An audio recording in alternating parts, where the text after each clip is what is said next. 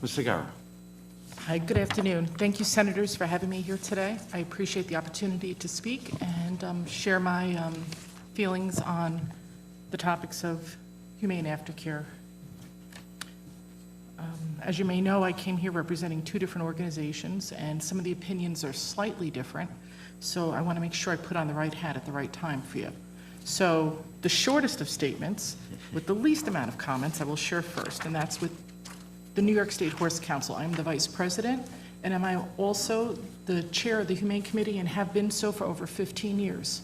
And I address humane issues throughout New York State for all horses, not just racehorses. So I've seen a plethora of things, and usually it's a little lower down than what these lovely ladies do with the aftercare. I deal with the cruelty, I deal with the backyard homes and everything else. And unfortunately, through my experience in all of that, I do come across thoroughbreds that are in the most dire of circumstances. So with that said, thank you for including the New York State Horse Council during your review of the welfare of racehorses in New York. The council exists to create a unified voice for all horse interests in New York State and to preserve the future of and the industry created by the horse. It is our understanding that you'll be examining health-related issues of racehorses that are in training or actively racing, as well as considering resources for these horses' aftercare. Please know that in producing horses for the racing industry, we have taken on the responsibility of ensuring the humane and ethical treatment of these thoroughbreds and standardbred horses throughout all stages of their lives.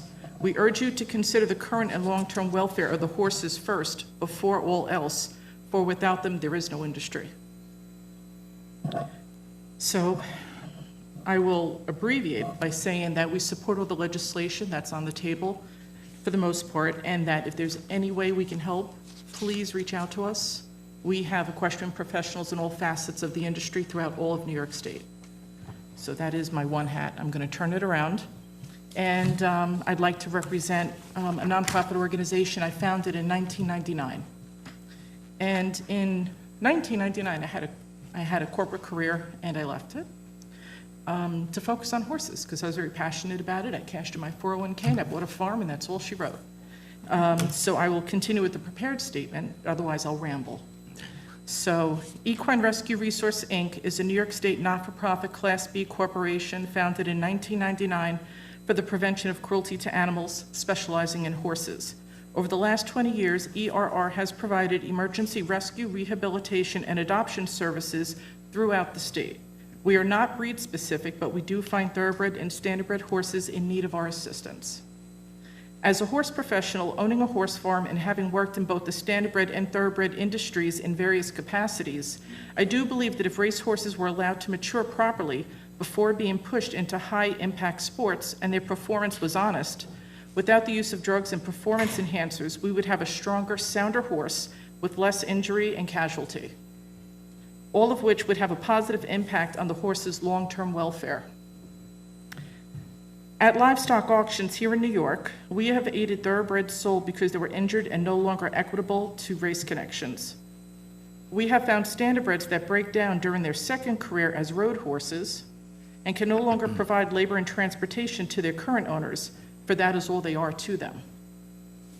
Discarded broodmares who are reproductively unsound are viewed as unnecessary expenses to breeders, and all of these horses are sold by the pound for their meat. Their stories do not end there, and they do not end well. I won't elaborate because everybody else has. Working as a support agency for law enforcement throughout New York, we have assisted in many cruelty cases. The most expensive cases with the highest number of horses have been from the racing industry. One example is the Ernie Paragallo case, of which I was the complainant in 2009. I picked up two severely neglected thoroughbred horses and initiated a cruelty complaint with the state police. 5 days later, 166 horses were seized. The resources required in that case were astronomical. To compare, the average number of horses in cruelty cases that are not race-related is 10. And a higher percentage of pleasure-bred horses move on to homes within 1 year. And that's based on all breeds, all rescue situations, and predominantly pleasure homes and pleasure horses. Our organization has recently assisted in cases where enforcement lacked the resources to hold cruel and neglectful owners accountable. and horses were voluntarily surrendered to rescues in lieu of prosecution. A poor solution, cultivating serial abuse, and leaving rescue organizations responsible for expensive rehabilitation. And without elaborating, I could tell you there's people in the room who have helped me with this. Several people here have gotten calls from me over the years, can you please take a horse? So I won't bore you and tell them to raise their hands, but they're here. Accountability, owner responsibility, traceability, tax relief, resources for cruelty enforcement, and funding for responsible retirement of racehorses are all things desperately needed in this industry. And again, I support all the legislation on the table, and if you need help with anything, I am more than available to you. Thank you for your time. Ms. Segarra, thank you so much. Ms. Segarra.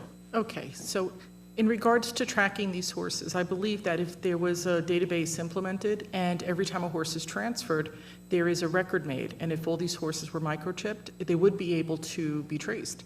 And what I've seen at my level of this industry is that people who haven't owned the horse for several years and have sold it on, they're being called. And what's happening is the person who's actually putting the horse in difficult positions aren't being held accountable.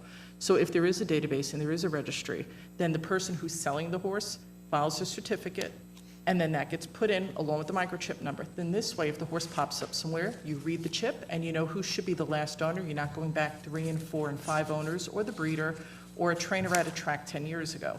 You're holding the actual responsible party responsible.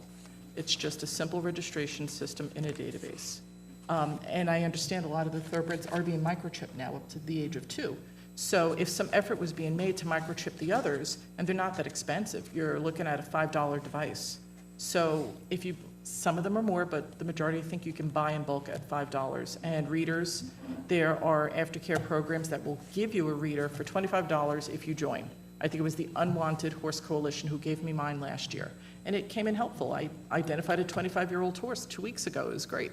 So it can be done, not very expensively, just people have to want to do this. And the thing is, nobody likes being held accountable. I hate to say that. So if you put in something like this, there will be accountability, there'll be transparency, and people will think twice before they sell that horse.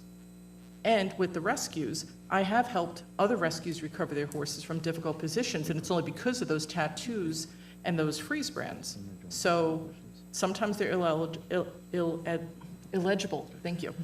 And so that's difficult. And the one thing I see is when we're in an emergency rescue situation, we don't have the time to take pictures and figure out the tattoos and the brands and call people. We have to make a quick judgment decision.